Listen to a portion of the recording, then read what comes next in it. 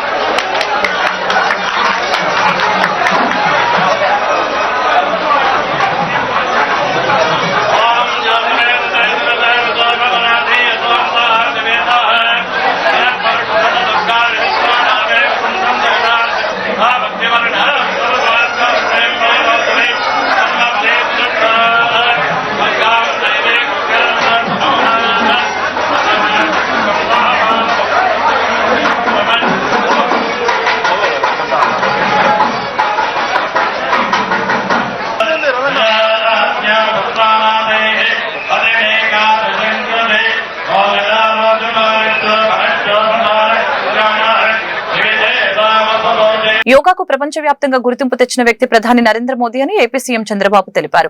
ఉండవల్లిలోని Yogandhra website ని ఆయన ప్రారంభించి మాట్లాడారు. ప్రపంచంలో అన్ని దేశాల్లో నిర్వహించుకునే కార్యక్రమం యోగా అని తెలిపారు. ఇది కొద్ది మందికో కొన్ని ప్రాంతాలకు పరిమితమైంది కాదని, ప్రపంచానికి భారత్ అందిస్తున్న గొప్ప వరమని పేర్కొన్నారు.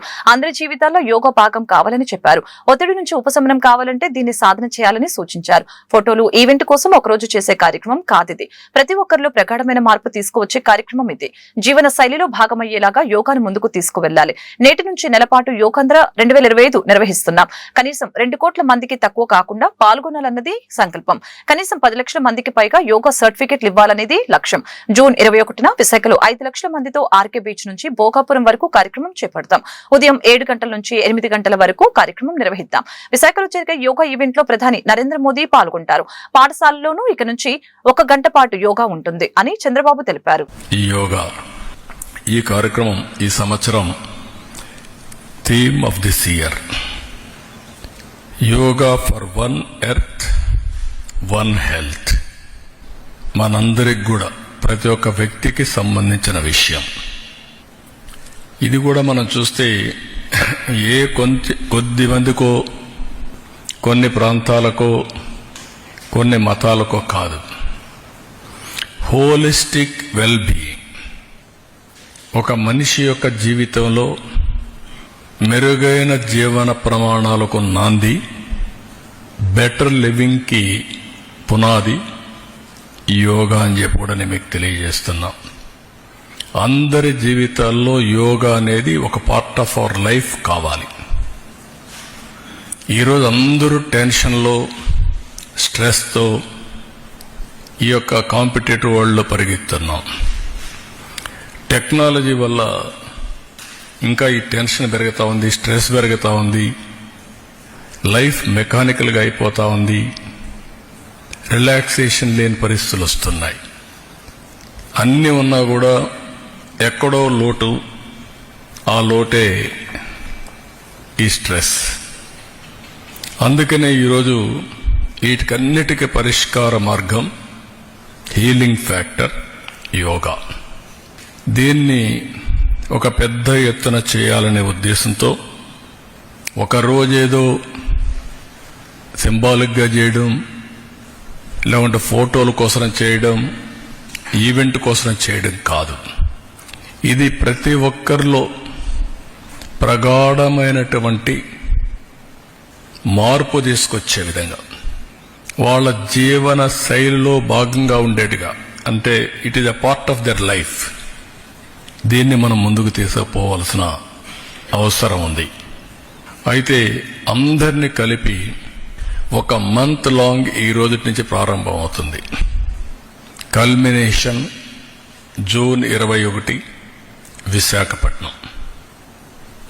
దీనికి యోగాంధ్ర 2025 ఈ మంత్ లాంగ్ మనం చేసే కార్యక్రమాల ద్వారా ప్రతి ఒక్కరిలో చైతన్యం తీసుకురావడం, ప్రపంచానికి ఒక గుర్తింపు తెచ్చే విధంగా ఈవెంట్ జరపాలనుకుంటున్నాం.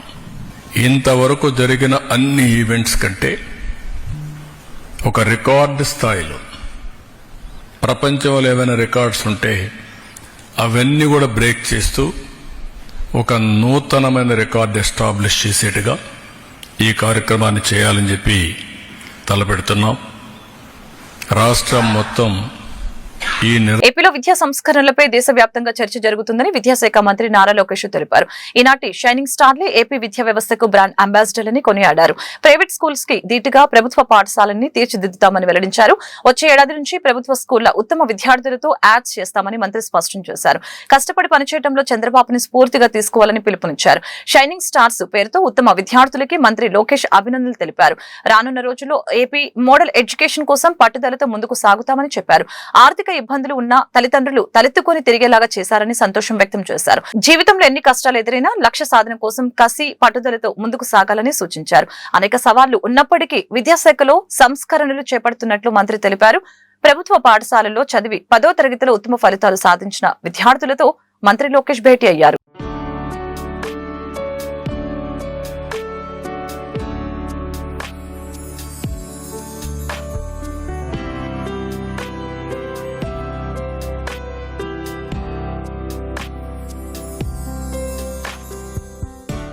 ఈరోజు మీరు ప్రభుత్వ విద్య పైన నమ్మకం పెంచిన వాళ్ళు అవుతారు. నిజంగానే I'm very proud of you. You are the brand ambassadors of Andhra Pradesh. వచ్చే సంవత్సరం నుంచి ప్రైవేట్ సంస్థలతో ధీటుగా మేము కూడా యాడ్లు ఇవ్వబోతున్నాం. మీరు యాడ్లు చూస్తారు కదా, రిజల్ట్స్ వచ్చిన 1, 2, 3, 4, 4, 5 అనే యాడ్లు ఇస్తారే, వాళ్ళతో ధీటుగా మేము కూడా ఇద్దాం నెక్స్ట్ ఇయర్ నుంచి. ఆ క్వాలిటీ తీసుకొద్దాం అనే లక్ష్యంతో మీ ప్రభుత్వం పనిచేస్తుంది. మేము కూడా జూన్ మాసం తర్వాత డ్రగ్స్ పైన నిజంగా యుద్ధం ప్రకటిద్దామని నిర్ణయించుకున్నాం. డ్రగ్స్ వల్ల ఒక తరం నాశనం అయిపోతున్నాడు. నిజంగా బాధేస్తుంది. మొన్నటి వరకు టీం అంతా సెట్ అయింది. ఇప్పుడు we are going to take it up very seriously. ఏపీకి 6 కుంకి ఏనుగుల్ని కర్ణాటక ప్రభుత్వం అప్పగించింది. బెంగళూరులోని విధాన సౌధ్ లో Karnataka CM Siddaramaiah, deputy CM DK Shivakumar, AP deputy CM Pawan Kalyan సమక్షంలో ఈ కార్యక్రమం జరిగింది. కుంకి ఏనుగుల్ని అప్పగింత వాటి సంరక్షణకి సంబంధించిన డాక్యుమెంట్లని పవన్ కళ్యాణ్ కి సిద్దరామయ్య అందజేశారు. ఈ సందర్భంగా పవన్ కళ్యాణ్ మాట్లాడారు.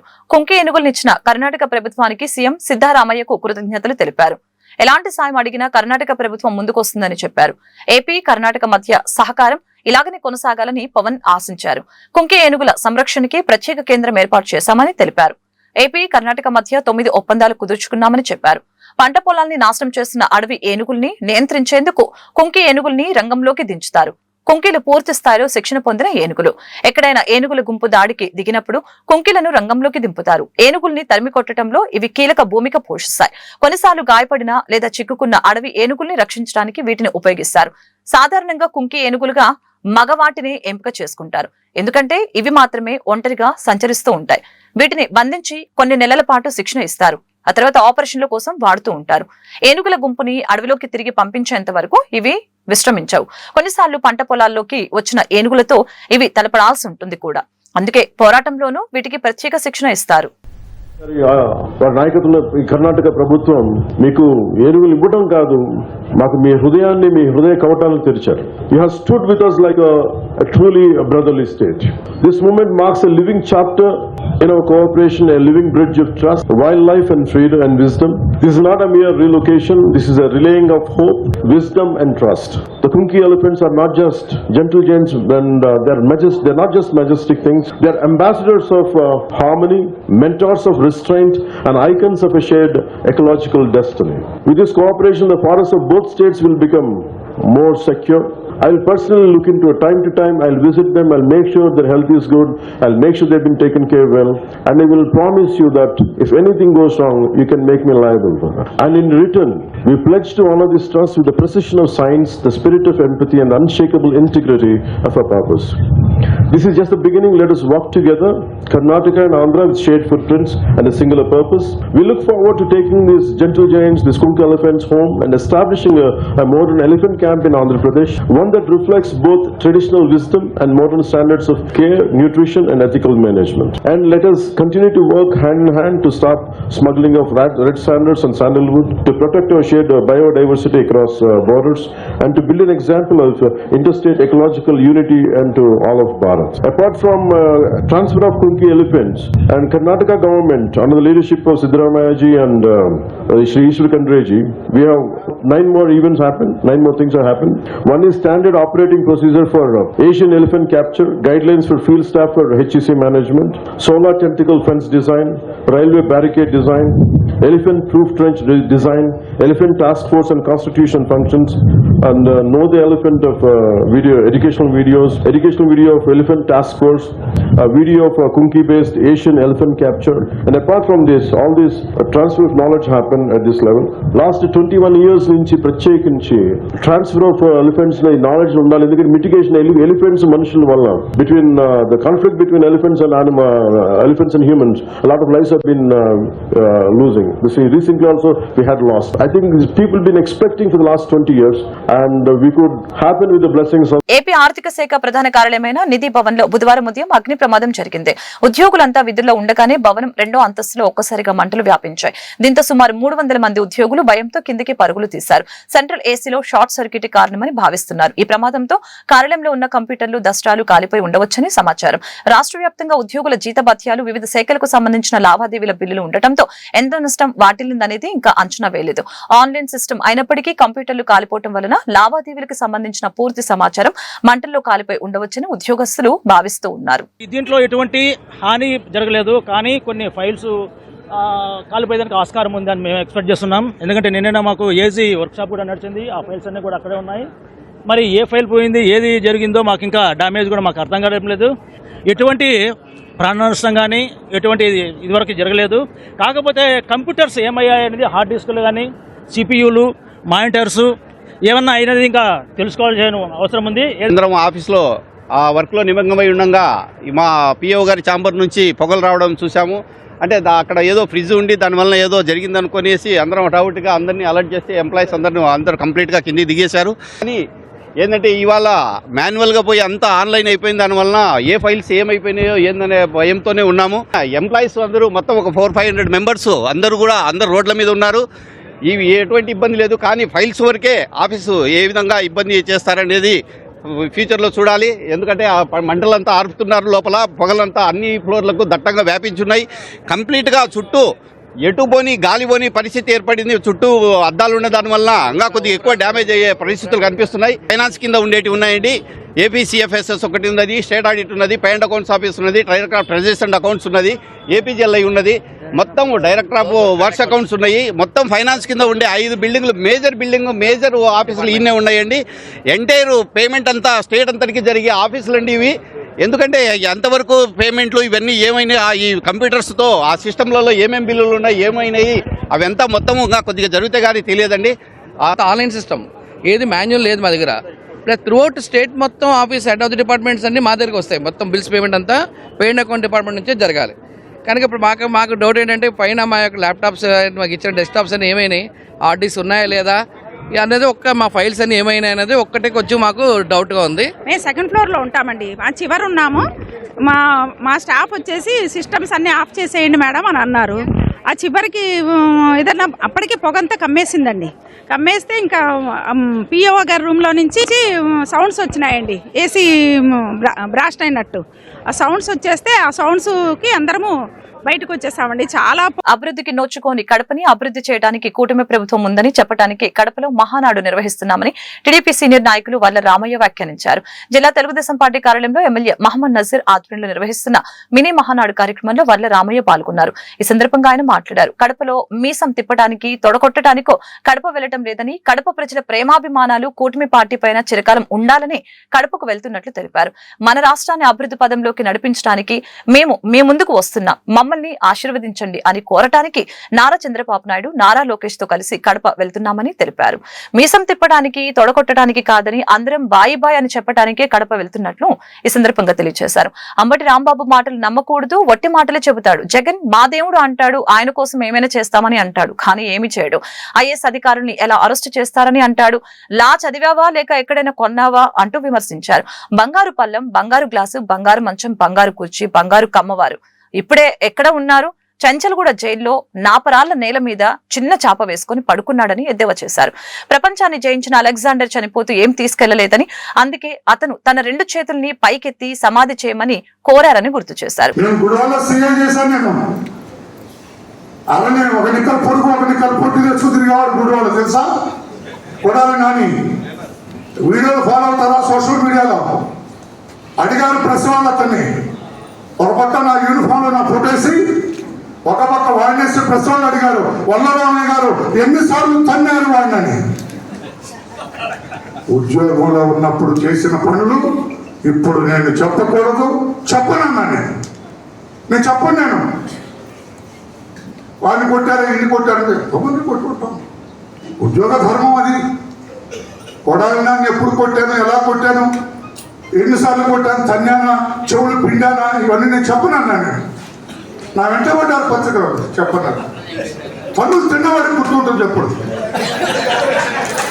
పన్నీరు వాడిని ఎంతోమంది తంతాను కానీ నేను మర్చిపోయి ఉండొచ్చు, కానీ తన్నులు తిన్నవాడికి రాజా గుర్తుంటుందని చెప్పి కూడా నేను తెలియజేస్తాను. మాట్లాడలేదు వచ్చేది వాడితే కూడా వాడే నచ్చుకుంటున్నాను లోపల. గన్నవరం వంశీ నాశ చేస్తాను అనుకున్నారా? వాడే ఆ దళితుడిని తీసుకెళ్ళి కొట్టి కిడ్నాప్ చేసి తీసుకెళ్లి రూమ్ లో దాచాడు. నన్ను లోపల వాడే రిక్వెస్ట్ చేశారు, లోపలేశారు. లోపలికి అంత 19లోకి వెళ్ళినట్టు వెళ్ళాడు కానీ బయటకు రావడం తెలియట్లేదు. లోపల ఎన్ని బాబు 90 రోజులు కూడా దాటిపోయింది, బయటకు రావట్లా. నంబర్ ఆఫ్ కేసులు. కానీ టైం వచ్చినప్పుడు అందరూ చేస్తారు. ఆ డ్యూటీకి చేరవలసిన టైం అందరూ చేస్తారు. ఎవరు శాశ్వత కాదని తెలియజేస్తూ కడప ప్రజలు మరొక ప్రపంచాన్ని చూడబోతున్నారని, చిన్న చితగా అపవాదులు ఉన్నా కూడా మహానాడుతో పటాపంచలైపోతాయని టీడీపీ సీనియర్ నాయకులు వల్ల రామయ్య తెలిపారు. గుంటూరు జిల్లా తెలుగుదేశం పార్టీ కార్యాలయంలో ఎమ్మెల్యే మహమ్మద్ నజీర్ ఆధ్వర్యంలో నిర్వహిస్తున్న మినీ మహానాడు కార్యక్రమంలో పాల్గొన్న అనంతరం మాట్లాడారు. కడపలో మే 27, 28 తేదీలలో జరిగే మహానాడు సభలో జాతీయ అధ్యక్షుల్ని ఎన్నుకుంటామని చెప్పారు. మే 29వ తేదీన లక్షలాది మందితో కడపలో పెద్ద బహిరంగ సభ జరుగుతుందని తెలియజేశారు. కూటమి ప్రభుత్వం అధికారంలోకి రావడానికి కడప కూడా దోహదపడుతుందని అన్నారు. కాలం కలిసి వస్తే మరల నారా చంద్రబాబు నాయుడు జాతీయ అధ్యక్షులుగా ఎన్నికవుతారని తెలియజేశారు. 28న బ్రహ్మాండంగా జరుపుకోబోతున్నాం. మే 27న ప్రతినిధుల సభ జరుగుతుంది. ఆ సభలోనే తెలుగుదేశం పార్టీ జాతీయ అధ్యక్షుడి ఎన్నిక జరుగుతుంది. జాతీయ అధ్యక్షుడిగా ఎన్నిక ప్రకటన ఆ రోజు జరుగుతుంది 28వ తారీఖున. ఇదంతా అయిపోయిన తర్వాత 29వ తారీఖున లక్షలాది మందితో పెద్ద బహిరంగ సభ జరుగుతుంది కడపలో. అందరూ అనుకుంటున్నారు కడప వెళ్తున్నారు, కడపలో అడావుడి చేస్తారు. ఇందాక మా వాళ్ళు ఎవరు అన్నట్టుగా కడప వెళ్తారు, మీసం తిప్పుతారు, తొడలు కొడతారు. అవన్నీ తప్పండి. మాకింత బ్రహ్మాండమైన మ్యాండేట్ ఇచ్చి కూటమి ప్రభుత్వం అధికారం రావడానికి కడప కూడా బ్రహ్మాండంగా దోహదపడింది. కడప గతంలో కొన్ని దుష్ట శక్తుల కబంధ హస్తాల్లో చిక్కుకుంది. ఇప్పుడు ఆ కబంధ హస్తాలు ఛేదించుకొని ఆ శృంఖల బద్దమైన ఆ కడప స్వేచ్ఛని నింపుకోబోతుంది.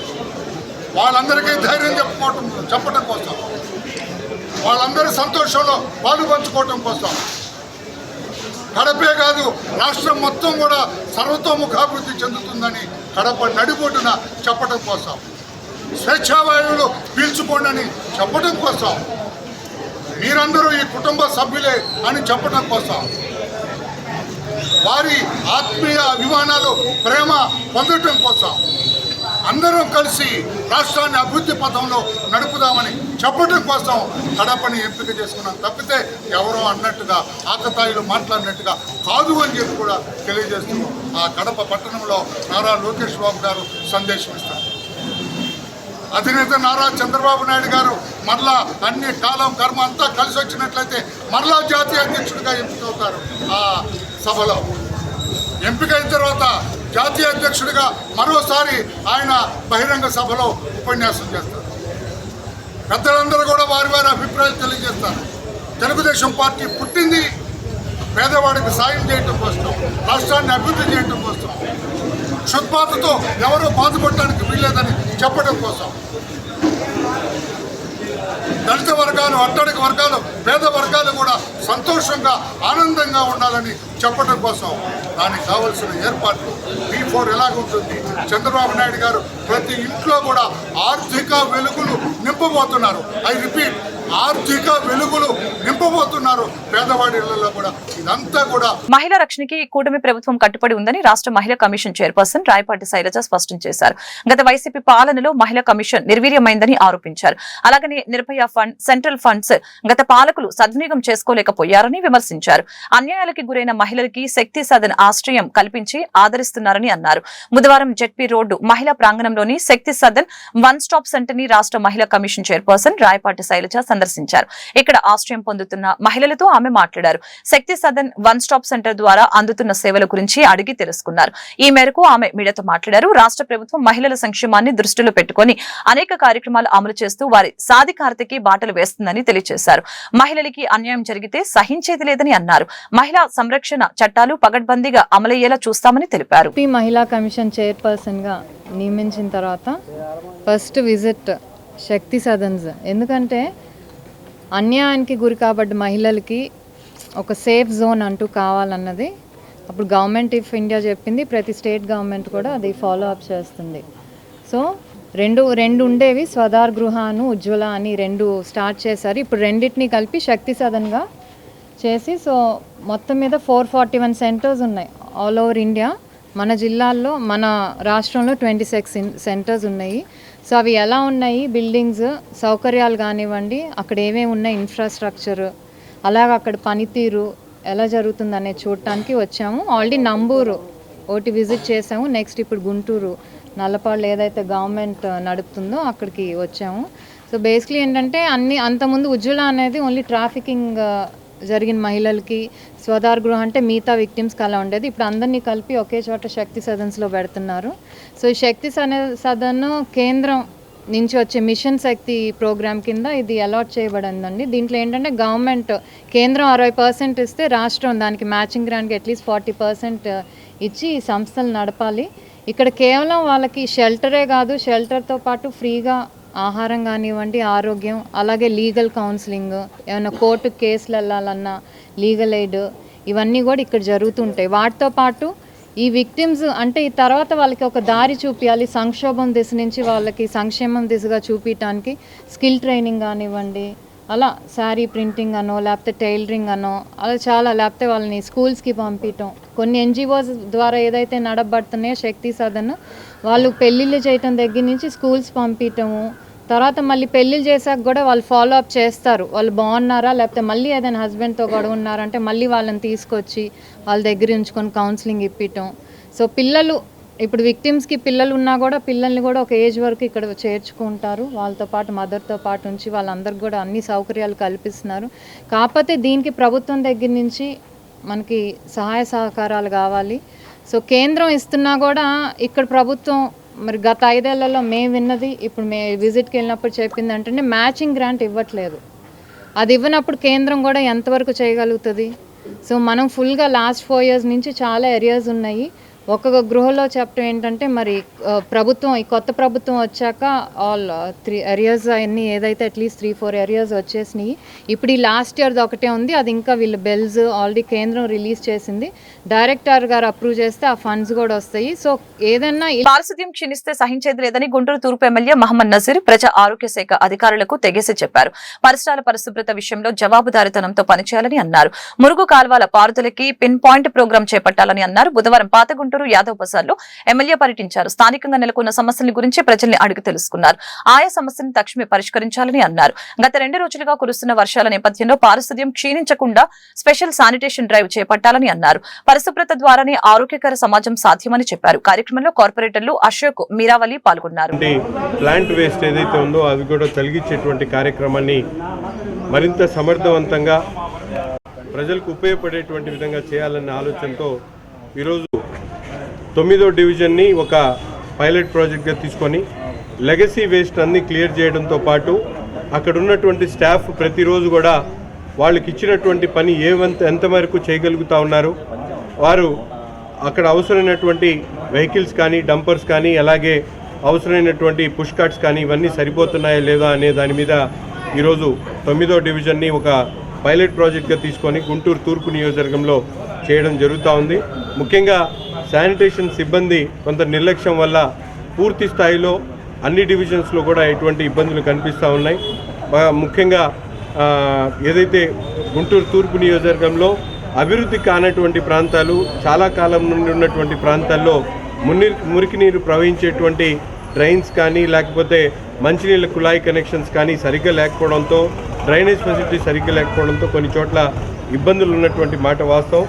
దీన్ని రాబోయేటువంటి రోజుల్లో అధికారులందరూ కూడా అప్రమత్తం చేస్తూ ముఖ్యంగా శానిటేషన్ మీద పూర్తిగా అవగాహన తెచ్చుకొని అవసరమైనటువంటి సిబ్బందిని డిప్లాయ్ చేయడంతో పాటు వెహికల్స్ని అందరికీ కూడా అందుబాటులో తీసుకొని వచ్చి ఎవరైతే దీని మీద శ్రద్ధ తీసుకోకుండా పనిచేస్తారో అటువంటి అధికారుల మీద వెంటనే యాక్షన్ తీసుకోవాలని చెప్పి కూడా నగరపాలక సంస్థ అధికారులకు కూడా కమిషనర్ గారి దృష్టికి అలాగే మేయర్ గారి దృష్టికి కూడా తీసుకొని వెళ్ళి తప్పకుండా గుంటూరు తూర్పు నియోజకవర్గంలో ప్రతి వీధిలో కూడా మురికి నీరు ప్రవహించేటువంటి విధంగా, కాలువలు తీసేటువంటి విధంగా, అక్కడ తీసినటువంటి షిల్డ్ని వెంటనే ఎత్తేసేటువంటి విధంగా ఉదయాన్నే ప్రతిరోజు కూడా ప్రతి ఇంటి దగ్గర నుండి చెత్తను సేకరించేటువంటి కార్యక్రమంతో పాటు సాయంత్రం కల్లా ప్రతి వీధిలో కూడా షిల్ట్ని రిమూవ్ చేసేటువంటి విధంగా అవసరమైనటువంటి స్టాఫ్ని కూడా రిక్రూట్ చేసుకునేటువంటి కార్యక్రమం చేసి తప్పకుండా నగరంలో ప్రజలందరికీ కూడా అవసరమైనటువంటి మౌలిక వసతులతో పాటు ముఖ్యంగా రోడ్లు, డ్రైన్లతో పాటు శానిటేషన్ మీద కూడా ప్రత్యేకమైనటువంటి దృష్టి సారించేటువంటి విధంగా ఈ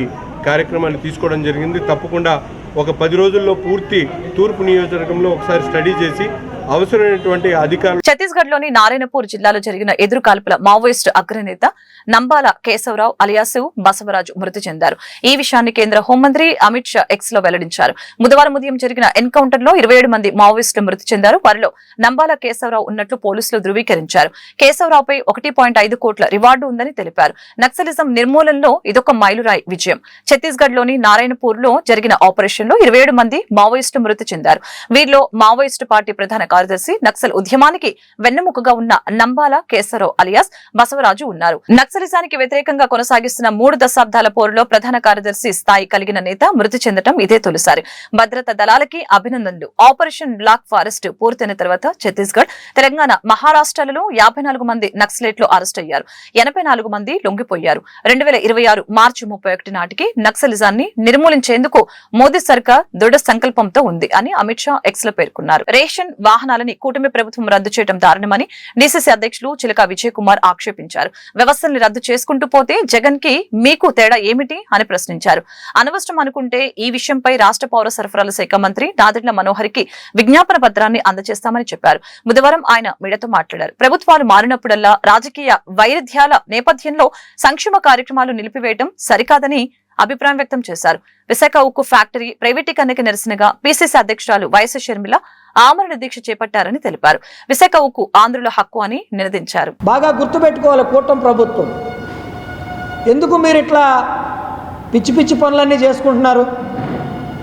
ఏమి వృద్ధులు, వికలాంగులు ఎంతమందికి ఆ రేషన్ బియ్యం ఇళ్ల కాడికి వస్తే చక్కగా వాళ్ళు రేషన్ అందుకుంటున్నారు. అది ఏ ప్రభుత్వమైనా ప్రవేశపెట్టుండొచ్చు. మీకు జగన్ ఫోటో ఇష్టం లేకపోతే పవన్ గారి ఫోటో వేసుకోండి, చంద్రబాబు గారి ఫోటో వేసుకోండి, నరేంద్ర మోడీ గారి ఫోటో వేసుకోండి, ఏదన్నా చేసుకోండి. కానీ నిజంగా ప్రజలకు అవసరమే అది. అటువంటి వ్యవస్థలను మీరు నిర్వీర్యం చేయొద్దు. అలా చేస్తే జగన్కి మీకు తేడా ఏముంది? 151 సీట్లు ఇచ్చిన జగన్మోహన్ రెడ్డిని 11 సీట్లకి జనం పడేశారే. ఎందుకు పడేశారు? ఇటువంటి పరిపాలనలు ఉంటేనే కదా. మీరు కూడా అదే విధానాన్ని అవలంబిస్తే ఎట్లా? కాబట్టి నిన్న పౌర సరఫరాల శాఖ మంత్రి గారు నాదెండ్ల మనోహర్ గారు ఇచ్చిన స్టేట్మెంట్ని కాంగ్రెస్ పార్టీ, జిల్లా కాంగ్రెస్ పార్టీ తీవ్రంగా వ్యతిరేకిస్తుంది. అవసరమైతే ఈ విషయం మీద మంత్రి గారిని కలిసి ఒక మెమరాండం కూడా ఇచ్చి వారికి తెలియజేస్తాం. అయ్యా అది ఏ ప్రభుత్వం అయినా ప్రవేశపెట్టుండొచ్చు, కానీ ఈ రేషన్ బళ్ళు ఇళ్ళకెళ్ళి రేషన్ ఇవ్వటం అనేది మంచిదే కనుక దాన్ని కంటిన్యూ చేయండి.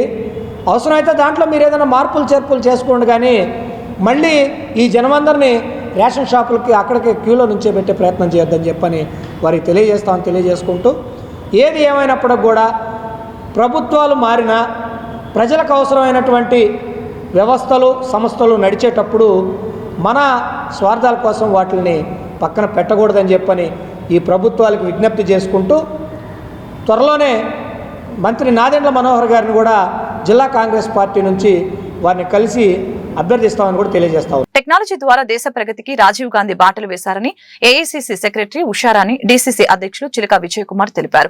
దేశం కోసం గాంధీ కుటుంబం ప్రాణత్యాగం చేసిందని గుర్తు చేశారు. కావాలని కొంతమంది గాంధీ కుటుంబంపై విషం చిమ్ముతున్నారని ఆరోపించారు. గుంటూరు జిల్లా కాంగ్రెస్ పార్టీ కార్యాలయంలో బుధవారం దివంగత నేత రాజీవ్ గాంధీ వర్ధంతి ఘనంగా జరిగింది. ఈ సందర్భంగా కాంగ్రెస్ పార్టీ నేతలు రాజీవ్ గాంధీ చిత్రపటానికి పూలమాలలు వేసి నివాళులర్పించారు. ఈ మేరకు వారు మీడియాతో మాట్లాడారు. రాజీవ్ గాంధీ జీవితాన్ని ఆవిష్కరించారు. ఆయన దేశానికి చేసిన సేవలను గుర్తు చేశారు. రాజీవ్ గాంధీ వారసుడిగా రాహుల్ గాంధీని ప్రధానమంత్రిని చేయటమే లక్ష్యంగా పనిచేస్తామని ప్రకటించారు. కార్యక్రమంలో కాంగ్రెస్ పార్టీ నాయకులు కూచిపూడి విజయ, గడ్డం పాల్, విజయ్ కుమార్, బిల్లా సునీల్ తదితరులు పాల్గొన్నారు. మాజీ ప్రధాని భారత రత్న శ్రీ రాజీవ్ గాంధీ గారిని ఈరోజు 30వ వర్ధంతి సందర్భంగా మరి గుంటూరు కాంగ్రెస్ పార్టీ ఆఫీస్లో మరి కార్యకర్తలు అందరం కూడా తలుచుకోవడం జరుగుతుంది. గుంటూరు అనే కాదు, భారతదేశం మొత్తంలో కూడా గత కొన్ని రోజులుగా జరుగుతున్న సంఘటనలు మనం చూస్తే పహల్గామ్ ఉగ్రదాడి అయితేనేమి, ఆపరేషన్ సింధూర్ అయితేనేమి, ఈరోజు ప్రతి ఒక్కళ్ళు కూడా రాజీవ్ గాంధీని, ఇందిరాగాంధీ గారిని తలుచుకోవటం జరుగుతుంది. మరి ఈ దేశంలో ఏదైనా పొలిటికల్ పార్టీ ఉగ్రదాడిలో తమ నాయకుల్ని కోల్పోయింది అంటే అది ఒక కాంగ్రెస్ పార్టీ మాత్రమే. మనందరం చూసాము. ఇందిరాగాంధీ గారు అయితేనేమి, రాజీవ్ గాంధీ గారు అయితేనేమి, ఇద్దరూ కూడా దేశ ప్రధానులుగా ఉంటూ టెర్రరిజానికి అగెయిన్స్ట్గా వెళ్ళి తమ జీవితాన్ని కూడా లెక్క చేయకుండా మరి వాళ్ళు సాక్రిఫైస్ చేయడం జరిగింది. అలానే కాకుండా మనందరం చూస్తున్నాము, ఎక్కడ చూసినా ఈరోజు బీజేపీ గవర్నమెంట్లో ఎక్కడ పడితే అక్కడ కరప్షను బాగా గుర్తు. రాజీవ్ గాంధీ గారు ఒక మాట అనేవాళ్ళు, ₹1 మనం జనాలకి కిందకి పంపిస్తే అది కిందకి వెళ్ళేసరికి ఓన్లీ 10 పైసలే వాళ్ళకి చేరుతుంది. ఏ రోజైతే ఈ దేశంలో మనము ప్రజలకి వాళ్ళకు చెందిన ఆ రూపాయి మనం కింద వరకు డైరెక్ట్గా ఎప్పుడైతే మనం పంపించగలుగుతామో అప్పుడే నిజమైన స్వాతంత్రం అని చెప్పేసి మరి ఆ విధంగా కాంగ్రెస్ పార్టీ కూడా ఈ డైరెక్ట్ ట్రాన్స్ఫర్ స్కీమ్ అయితేనేమి, ఇన్ఫర్మేషన్ టెక్నాలజీ, ఈరోజు మనం చూస్తే మన దేశంలో 70% అందరూ కూడా యువకులు. ఈవెన్ ఆపరేషన్ సింధూర్ చూసినా కూడా చాలా వరకు టెక్నాలజీ మీదే నడిచింది. మరి ఈ దేశానికి టెక్నాలజీని ఇంట్రడ్యూస్ చేసిందే రాజీవ్ గాంధీ గారు. మరి అటువంటి గొప్ప ప్రధానిని ఉగ్రదాడిలో మనందరం కూడా కోల్పోవడం జరిగింది. మరి ఆయనకి ఈరోజు కాంగ్రెస్ పార్టీ ఆయన్ని గుర్తు చేసుకుంటూ ఈరోజు గుంటూరు జిల్లా కాంగ్రెస్ నాయకులము, కార్యకర్తలు అందరం కూడా ఆయనకి ఘన నివాళులు అర్పించడం జరిగింది.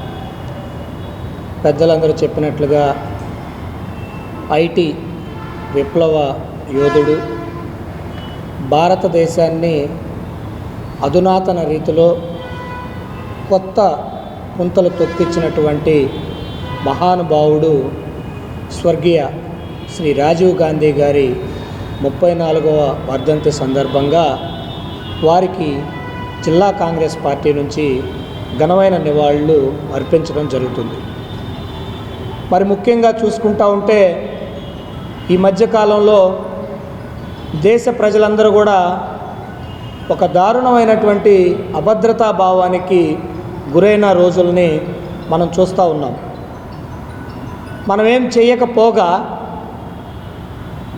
గతంలో సాధించిన విజయాలని, గతంలో మనకున్నటువంటి వీర గాథలను కూడా పక్కదోర పట్టించే విధంగా ఈ దేశంలో కేంద్ర ప్రభుత్వం ఎట్లా నడుస్తూ ఉందో చూస్తూ ఉన్నాం. బీజేపీ వారి మిత్ర బృందాలుగా ఉన్నటువంటి అనేక రాజకీయ పార్టీలు ఈ దేశ చరిత్రని, ఈ దేశ ఐక్యతని, ఈ దేశంలో ఉన్నటువంటి ఒక గొప్ప సంస్కృతిని తప్పుదో పట్టిస్తూ ఉన్నాయి. చూసారా విధి ఎంత విచిత్రమైందో. మీ దగ్గరున్న అంగబలంతో, అర్ధబలంతో ప్రభుత్వ రంగ సంస్థల్ని మీ చేతిలో పెట్టుకొని ఈ దేశంలో ఎంతైతే విషం చిమ్మారో రాహుల్ గాంధీ, రాజీవ్ గాంధీ గారి కుటుంబాల మీద ఎంత విద్వేషాన్ని. గుంటూరు చౌత్రా సెంటర్ గంజి బజార్ లో వేంచేసి ఉన్న గంగానమ్మ తల్లి దేవస్థానం 4వ వార్షికోత్సవ మహోత్సవాలు బుధవారం ఘనంగా ప్రారంభమయ్యాయి. ఈ సందర్భంగా అమ్మవారి కొలుపుల్లో భాగంగా భక్తులు బోనాలు సమర్పించారు. ఈ మేరకు గుంటపల్లి హనుమంతరావు మిడతో మాట్లాడారు. ప్రతి సంవత్సరం అమ్మవారి కొలుపులు శాస్త్రోక్తంగా నిర్వహించుకుంటామని పేర్కొన్నారు. ఈ రోజు సాయంత్రం అమ్మవారి ఊరేగింపు కార్యక్రమం అంగరంగ వైభవంగా జరుగుతుందని చెప్పారు. గురువారం భారీ అన్నదాన కార్యక్రమం జరుగుతుందని వివరించారు.